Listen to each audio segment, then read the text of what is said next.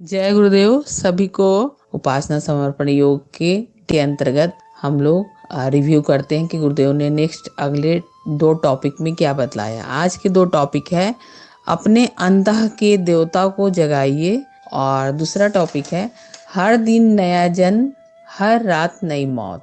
तो हम लोग संक्षिप्त रिव्यू कर लेते हैं गुरुदेव ने क्या बतलाया है। देखिए कितनी बड़ी बात गुरुदेव बतला रहे हैं, अपनी अंतः के देवता को जगाइए।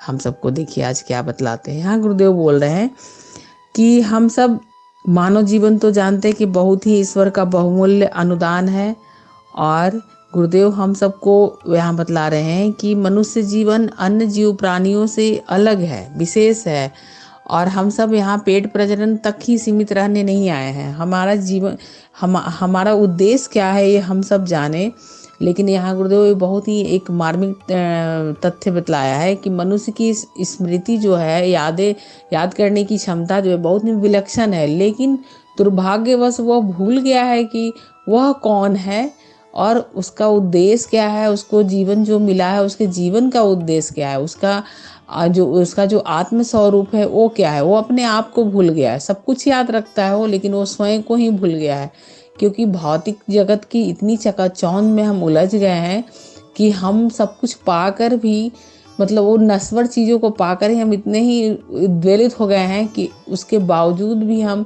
शाश्वत चीज़ों को भूले रहते हैं।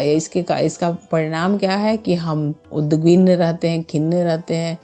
इसीलिए गुरुदेव आगे बतला रहे हैं कि कहने सुनने को तो आदर्शवादी बकवास आए दिन चलती रहती है कि मैं वो कर लूँगा, लेकिन जीवन का सार ही हम नहीं समझ पाते हैं। और अध्यात्म का लाभ एवं चमत्कार मात्र उन्हीं को मिलता है जो इसे कल्पना लोक की आड़ न मानकर जीवन दर्शन के रूप में मान्यता देते हैं और तदनुरूप दिशा धारा की निर्धारण करते हैं। अगर देखा जाए तो युग संधि की ब्रह्म बेला में यहाँ महाकाल जो है जागृत आत्माओं को एक तरह से आत्मचिंतन की और जीवन दर्शन की यथार्थता के साथ जुड़ सकने की मतलब एक प्रेरणा दे रहे हैं। और आगे गुरुदेव बोल रहे हैं कि अगर हम देखें तो थोड़ी सी दूरदर्शिता और थोड़ी साहसिकता अपनाने पर उन तथाकथित परिस्थितियों का स्वरूप हम बदल सकते हैं जिसके चक्र में हम फंसे रहते हैं। जैसे कि मकड़ी, वो अपने जाले को बुनती है, जालों के धागों को, फिर जब वो उसी में क्या है वो उलझी रहती है, लेकिन जैसे ही उसे आत्मबोध होती है तो वो जो उस देखती है कि नहीं मैं तो यहाँ बस बिना मतलब की उलझी हुई, और जैसे ही वो अपने धागों को समेटती है, जालों को, और निगल जाती है, तो देखते देखते उसके जीवन में रंगीन बादल छा जाते हैं। उसे आत्मबोध हो जाती है कि ये जो भी अभी किया कराया जाले जो थे, जो जंजाल थे, वो सब उसके ही किए हुए थे। तो वही हाल मनुष्य का है। अगर मनुष्य अपनी मन स्थिति को बदल ले तो वो परिस्थितियों को देखो तो कुछ भी नहीं है। जो अभी हम सोचते हैं बहुत सारी परेशानियां हैं, विश्व में बहुत कष्ट है, जीवन में बहुत कष्ट है, ये कष्ट कहीं और नहीं है, सब हम सबका किया कराया है। प्रकृति क्षुब्ध है तो वो भी हम सबका ही किया कराया है। गुरुदेव का अमृत वचन में भी गुरुदेव बोलते हैं कि प्रकृति इन दिनों बहुत ही क्षुब्ध है, और इस क्षुब्धता का हम लोग देख रहे हैं। सबसे बड़ी बात है कोरोना के रूप में हम लोग देख रहे हैं।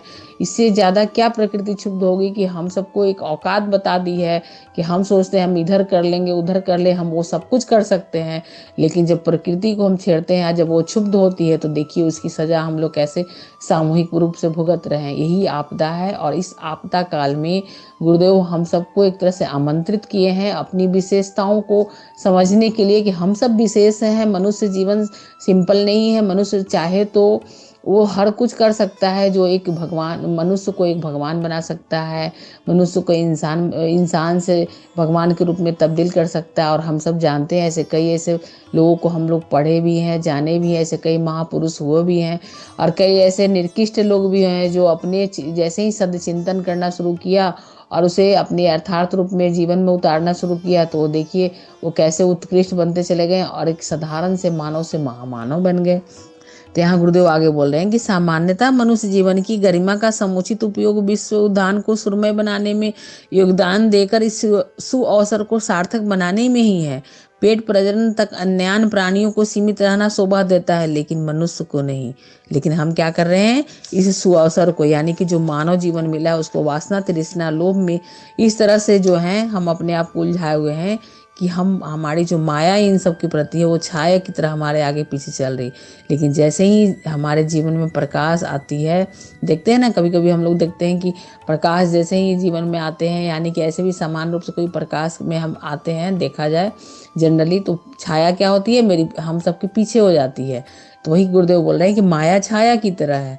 तो सामान्य परिस्थितियों में जन्मे और कठिनाइयों से जब घिरे हुए व्यक्ति भी जब चरमोत्कर्ष पर पहुंच सकते हैं, तो फिर हम सुविधाओं और समय का रोना क्यों रोते हैं कि हमारे पास समय नहीं है, हम बहुत व्यस्त हैं, हम इन सब चीज़ों में समय नहीं दे सकते, जबकि करने के लिए में कुछ नहीं है। हमारी अंतःकरण ही हमारी मार्गदर्शक है, हमारी इष्ट देवता है, और हम अंतः के देवता को नहीं जगाते हैं और इधर उधर हम लोग खिन्ने रहते हैं, उद्विग्न रहते हैं, उलझे हुए रहते हैं। तो इसलिए यहाँ गुरुदेव बोल रहे हैं कि हर जागरूक को इन दिनों इसी स्तर का प्रगतिशील चिंतन अपनाना चाहिए, क्योंकि यह आपात स्थिति है। युग संधि की इस पुनीत बेला में हमें आपात धर्म के निर्वाह से मुंह नहीं मोड़ना चाहिए। ऐसी प्रमाद है जो समय निकल जाने पर हमें पछताने और हाथ मलने के अलावा हमें कुछ नहीं मिलेगा। और देवताओं से सहायता मांगने की बात तो सदा ही चलते रहती है, लेकिन अभी ये युग संधि की बेला में देवता हमसे सहायता मांग रहे हैं। हम सब कितने सौभाग्यशाली हैं। अगर देखा जाए तो गुरुदेव बोल रहे हैं कि दशरथ को देवताओं की सहायता के लिए जाना पड़ा था, अर्जुन भी गए थे, दधीची ने उदारता पूर्वक उन्हें दान दिया था, कृष्ण साधु के बेस में घायल कर्ण के पास पहुंचे थे, बामन ने बलि के सामने हाथ पसारा था, राम ने सबरी से बेर की याचना की थी, अंगद और हनुमान ने देवताओं से अपनी कामना पूर्ण ही नहीं कराई थी, वरन उनकी भी पूरी की थी। इस प्रसंग में ऋषियों की परंपरा याद आती है। तो हम लोग क्या किए हैं, इन दिनों उन ऋषि परंपरा को भूल चुके हैं और सुनते हैं। हम लोग स्वाध्याय भी करते हैं, सत्संग भी करते हैं, लेकिन कहीं ना कहीं उसे जीवन में उतारने में चूक करते हैं।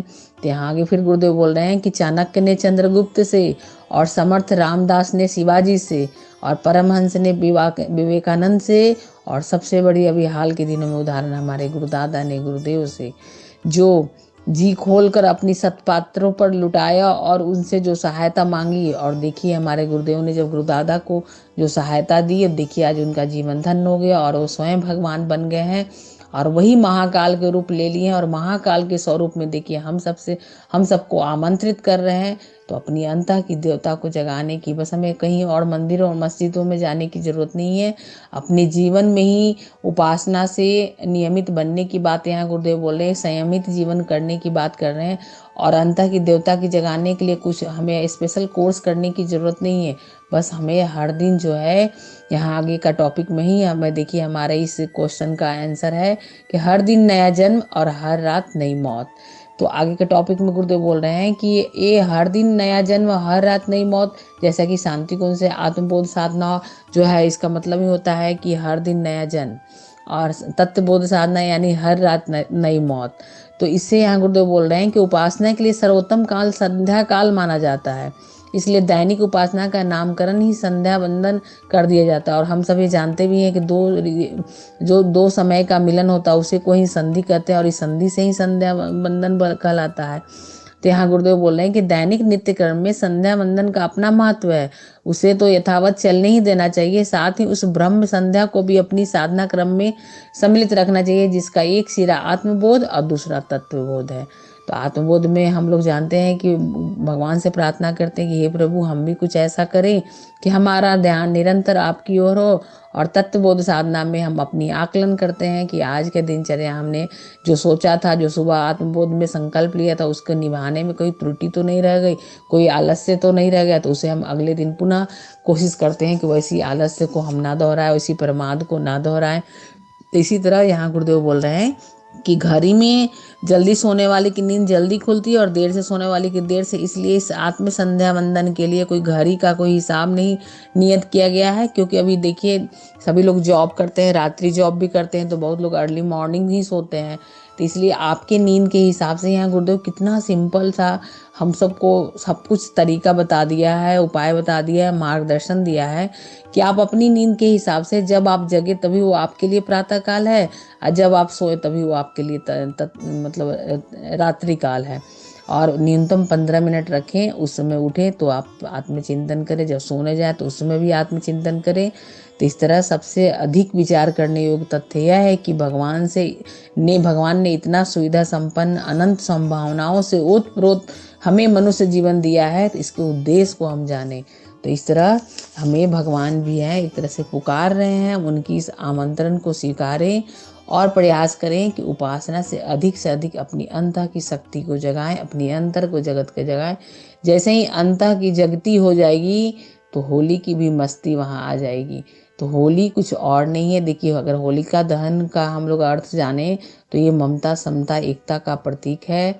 और होलिका के दहन के बारे में हम सब जानते हैं कि बुराइयों पर क्या है, एक तरह से बुराइयों का समन किया है। ये सब हम लोग इसके बारे में कथन, ये जो कथा अभी जो भी है, इसके पीछे जो भी कहानी है मूल रूप से वो हम सब जानते हैं।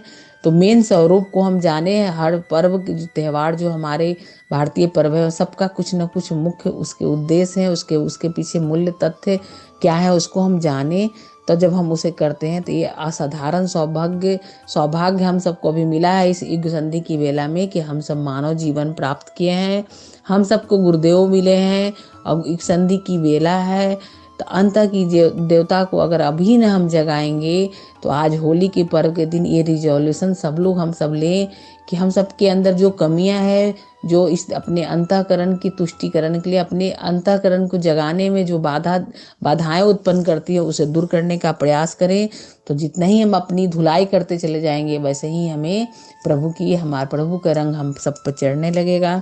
तो इसी तरह प्रातः जागरण के साथ यह विश्वास करके हम सब उठें कि हम भगवान के सैनिक हैं और जैसे जैसे हम अपने जीवन का सरल निर्वाह करते चले जाएंगे, संतोष अपने जीवन में लाते चले जाएंगे, वैसे वैसे हमारी जो है ये हर दिन नया जन्म और हर रात नई मौत की जो भावना है वो प्रबल होती चली जाएगी।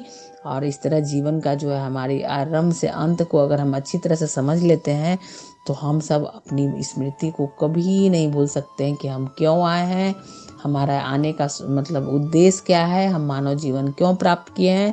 तो इस तरह हम अपनी अंतः की देवता को जगाएं और इसके लिए बहुत ही सरल उपाय है, हर दिन नया जन्म हर रात नई मौत की परिकल्पना के साथ हम जागे और उठें।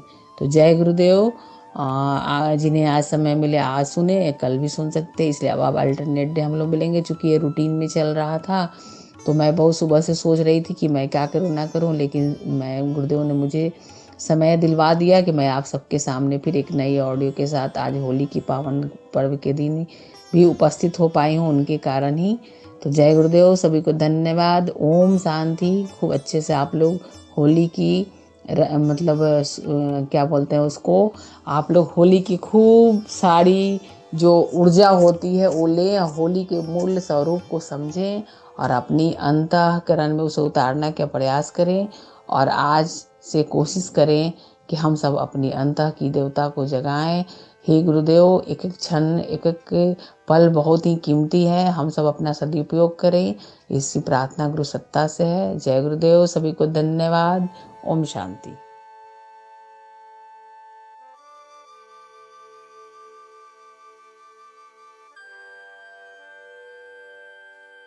हमारे YouTube चैनल को सब्सक्राइब करें और बेल आइकन को दबाकर ऑल पर क्लिक करें ताकि नोटिफिकेशंस आपको मिलती रहें।